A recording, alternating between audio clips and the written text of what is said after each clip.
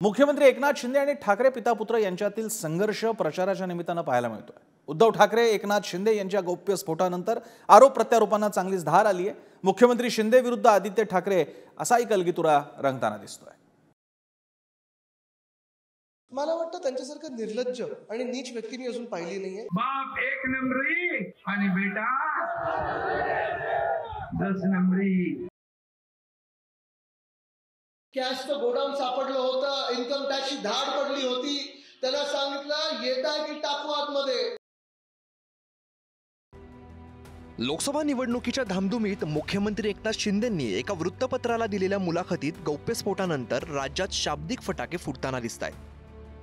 खुद्द मुख्यमंत्री शिंदे आणि आदित्य ठाकरे यांच्यातच शाब्दिक जुगलबंदी पाहायला मिळते। मात्र या शाब्दिक टीका टिप्पणींची पातळीही चांगलीच घसरली आहे। ठाकरेंनी मुख्यमंत्री पदासाठी पवारांकडे लॉबिंग केलं होतं असा गौप्यस्फोट शिंदेंनी केल्यानंतर आदित्य ठाकरेंनीही जोरदार पलटवार केलाय। हा पलटवार करताना मात्र आदित्य ठाकरेंची जीभ घसरली आहे। मला वाटतं त्यांच्यासारखं निर्लज्ज आणि नीच व्यक्ती मी अजून पाहिली नाहीये। ज्यांनी त्यांना घडवलं, त्यांच्या पाठीत खंजीर खुपसून महाराष्ट्राशी धोका करून सगळे उद्योग तर गुजरातला पळवले, शेतकरी आत्महत्या वाढत चालल्यात आणि ज्या माणसांनी, ज्या व्यक्तींनी तुम्हाला सगळं काही दिलं, तुमची राजकीय ओळख असेल, तिकीट असेल, मंत्रीपद असेल, त्यांच्या सगळ्यात कठीण काळात पाठीत खंजीर खुपसलं आणि जाऊन मग अशी वक्तव्य करणं, ह्याच्यासारखं नीच आणि निर्लज्ज व्यक्ती मी पाहिली नाही। बाप एक नंबरी आणि बेटा 10 नंबरी। आणि मी सांगतो, अरे काल त्याने मला म्हटलं एकनाथ शिंदे नीच आहे। मला नीच म्हणून तुम्ही शिवी देता? हा शेतकऱ्याचा पोरगा, हा सर्वसामान्य कष्टकऱ्याचा पोरगा, या सर्वसामान्य लोकांच्या मधून मुख्यमंत्री झालेला तुम्हाला आवडत नाही, परवडत नाही, तुम्हाला हजम होत नाही। एकीकडे शिंदेंनी उद्धव ठाकरेंबाबत गौप्यस्फोट केलेला असताना दुसरीकडे मावळच्या सभेत आदित्य ठाकरेंनीही शिंदेंबाबत एक गौप्यस्फोट केलाय। सुरतला पळून जाण्याआधी एकनाथ शिंदेंचं कॅशचं गोडाऊन आयकरच्या अधिकाऱ्यांना सापडलं होतं।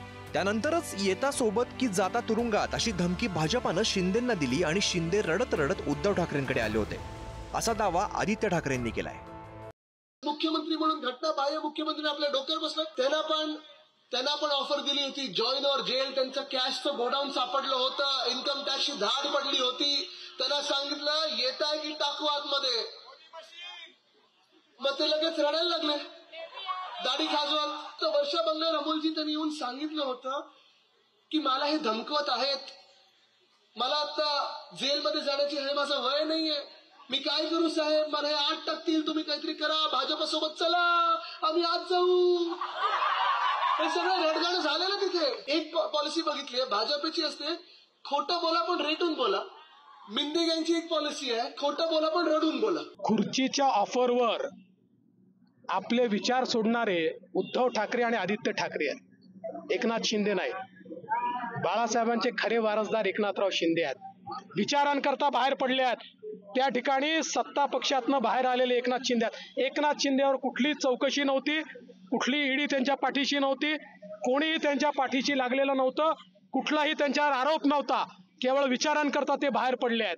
त्यामुळे ज्यांनी सत्तेकरता, खुर्चीकरता, पैशाकरता त्या ठिकाणी विचार सोडले, त्यांनी एकनाथ शिंदेंवर बोलू नये। तर नांदेडच्या सभेतून उद्धव ठाकरेंनी शिंदेंवर निशाणा साधलाय। गद्दारी झाली नसती तर मवियानं राज्याचा सर्वतोपरी विकास केला असता असं ठाकरे म्हणाले। तर ठाकरेंचं संतुलन बिघडल्याचा घणाघात शिंदेंनी केलाय। जे नियमित कर्ज परतफेड करतात त्यांच्यासाठी 50,000 रुपये प्रोत्साहनपर राशी ही द्यायला सुरुवात केली आणि या गद्दारांनी हरामखोरी करून आपलं सरकार पाडलं, नाहीतर ते पण मिळालं असतं तुम्हाला। आणि मी तुम्हाला खोटं नाही सांगत, जर 5 वर्ष यांनी गद्दारी केली नसती तर 5 वर्षाच्या अखेरीस मी शेतकऱ्यांसाठी आणखीन काहीतरी योजना जाहीर तर केली असतीच, कदाचित मी परत एकदा शेतकऱ्यांची कर्जमुक्ती केली असती। त्यांचं पूर्ण संतुलन बिघडलेलं आहे। त्यामुळे आम्ही जे काम करतोय आणि जे लोक आम्हाला प्रतिसाद देत आहेत आणि या राज्यामध्ये जे विकास कामं सुरू आहेत आणि जे काही महायुतीचं माहोल राज्यामध्ये सुरू झालेलं आहे, दिल्लीचं केंद्राचं काम, मोदीजींचं काम, आणि त्यामुळे त्यांचं वैफल्यग्रस्त झालेलं आहे। त्यामुळे ते त्यांच्याकडून दुसरी काय अपेक्षा करणार। लोकसभा निवडणुकांचा प्रचार जसा जसा शिगेला पोहोचतोय तशी तशी गौप्यस्फोट आणि आरोप प्रत्यारोपांची राळ उठते.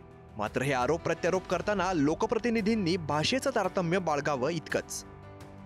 सचिन जिरेसह ब्युरो रिपोर्ट, पुढारी न्यूज.